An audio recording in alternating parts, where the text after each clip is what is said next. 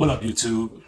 So today's video, we're going to ask the question, if your spouse cheats and offers you a hall pass, do you take it or leave it?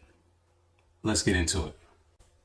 After I cheated on my husband, I gave him a hall pass. But here's the reason why I did that.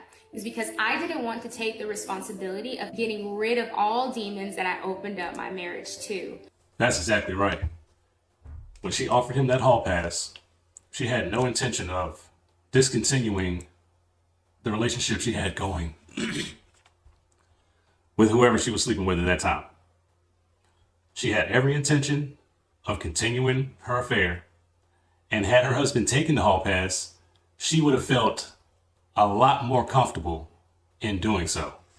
And usually this is what people do when they cheat. They want their spouse to cheat on them back, so it would give them a reason to feel better in some way. But let me tell you, that's the wrong way to do it. It's the wrong way to go about it, because at the end of the day, you make matters worse. And even though I knew that option was put forth in front of me, I knew that wasn't the right choice. Yeah. That's not the way that we try to rebuild a marriage. If you want to stay in a marriage that's still on a downfall and just ride it out downhill, that's up to you if you want to make that choice. You're damn right it's up to you. And you're damn right it'd have been the wrong choice, because what you're officially doing is, especially if you're married, you're taking your advantage. As far as if you're on a downward spiral, you're giving away your advantage of having the proof and or the knowledge of her having an affair and going to court and winning without having to deal with so much repercussions. Now, I'm not going to say you're not going to deal with any repercussions. I've been married before. I'm on my second marriage. And our first marriage, we agreed to disagree. There's no alimony, no after effects from that relationship. And that's because we agreed to disagree, and that just worked out the way it did. But should you take a hall pass and choose to participate, at any moment, she can flip the script on you and make it look like you were the original perpetrator. So participation, I would highly discourage it. I would not recommend it. And, honestly, I would say get out of there. That's just my personal opinion. You need to get out of there. But we're going to see how this brother handled it.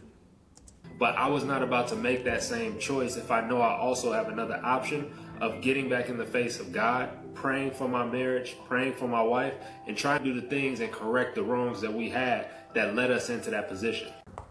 Now, that's the end of that clip. I take it from that he's a lot stronger than I am, and he's a lot stronger than I would recommend anybody else be.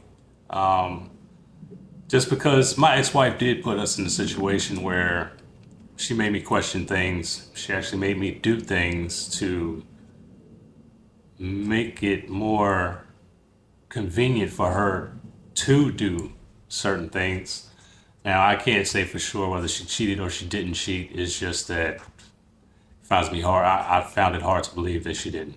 So I had no proof, but I think along with him praying for her and her strength and all that, he's going to have to pray for himself, because